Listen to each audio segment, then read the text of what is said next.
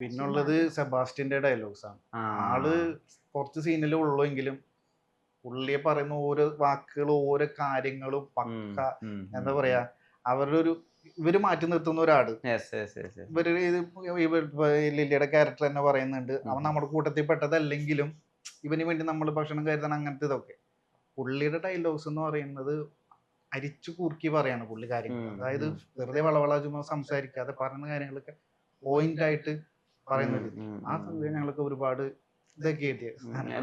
ഇൻസ്റ്റാഗ്രാമിൽ ഒരുപാട് എഡിറ്റ്സ് ഒക്കെ കാണുന്നുണ്ടല്ലോ, അതായത് ഈ തുടരൂല ലാലേട്ടന്റെ മ്യൂസിക് ഒക്കെ ഇട്ടിട്ട് അതായത് ഇൻട്രോ ഷോട്ട് മഴയത്ത് നടന്നു വരുന്നതൊക്കെ കാണുന്നുണ്ടോ? പിന്നെ റീൽസ് ഇപ്പൊ ഇട്ടാ തുറന്ന ഇത് മാത്രമേ ഉള്ളൂ. റീലുകൾ ശ്രദ്ധിക്കുന്നുണ്ടോ? നന്നായിട്ട്.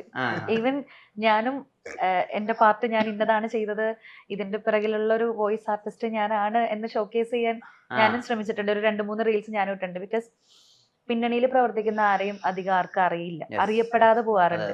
അപ്പൊ നമുക്ക് ഇതുപോലെ ചുരുക്കം ഓപ്പർച്യൂണിറ്റീസേ കിട്ടുള്ളൂ.